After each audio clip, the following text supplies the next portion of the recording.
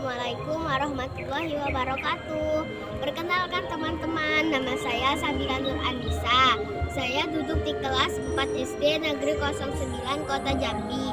Saya berasal dari Kota Jambi.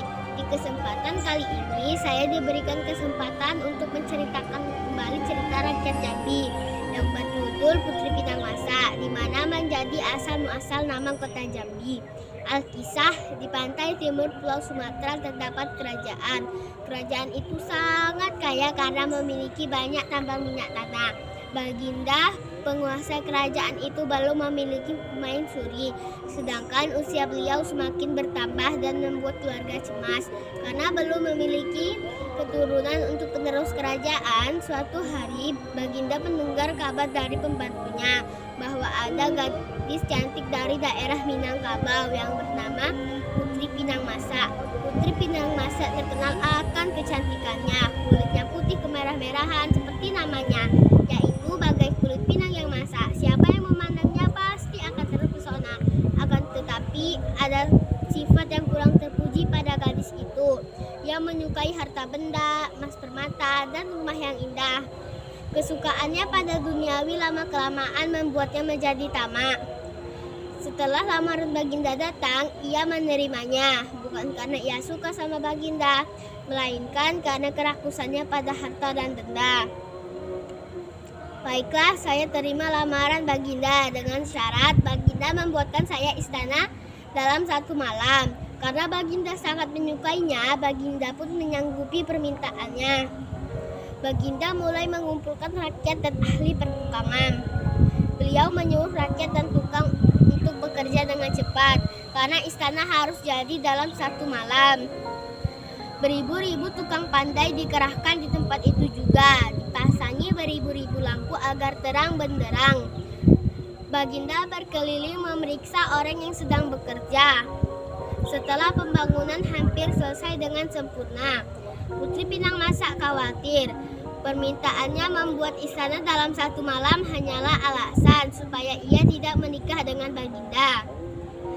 Ternyata Baginda dari timur itu adalah orang yang sakti. Beliau sangat senang karena istana akan jadi dan selesai. Sedangkan Putri Pinang Masa sangat risau dan khawatir.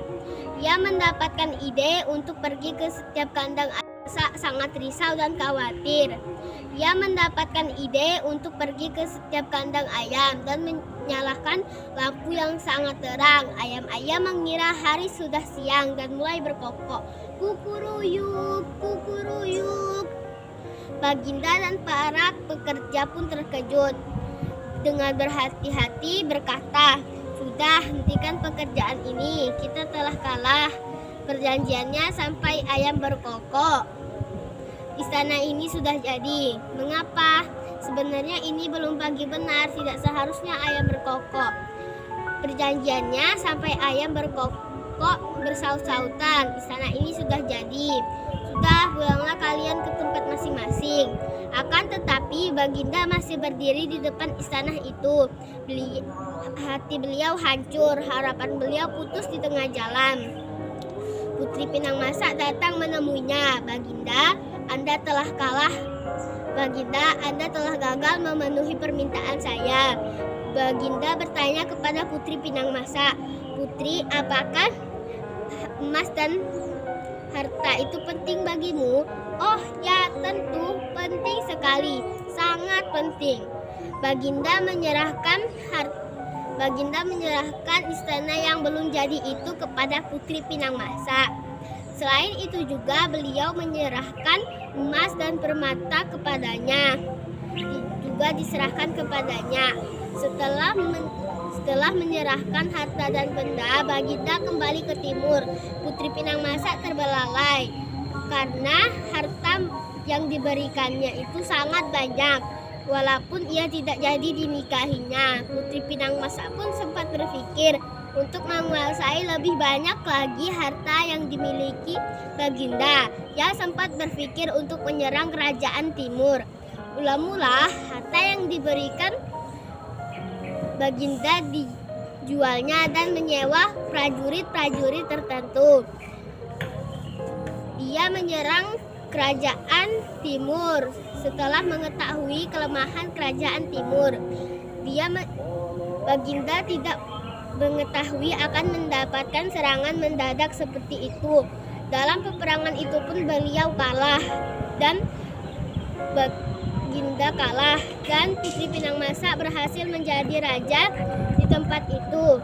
Beliau menguasai kerajaan timur. Sejak itulah kerajaan timur dirubah namanya menjadi Putri Pinangmasa. Kerajaan timur. Mula-mula harta yang diberikan Baginda dijualnya dan menyewa prajurit-prajurit tertentu. Dia menyerang kerajaan timur setelah mengetahui kelemahan kerajaan timur. Baginda tidak mengetahui akan mendapatkan serangan mendadak seperti itu.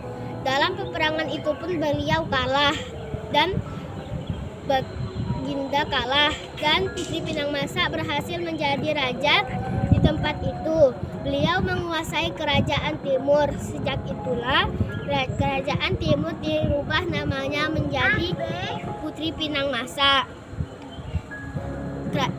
Kerajaan lain menyebutnya Kerajaan Pinang. Pinang dalam bahasa Jawa adalah Jambe. Lama-kelamaan nama Jambe berubah menjadi Jambi. Teman-teman, itulah cerita kota Jambi. Walaupun Putri Pinangmasa berhasil menjadi raja, tapi ia tidak berhasil bahagia karena kekayaan yang didapatnya itu dengan cara kotor. Teman-teman, itulah cerita legenda Putri Pinangmasa yang menjadi asal muasal nama kota Jambi. Terima kasih. Assalamualaikum.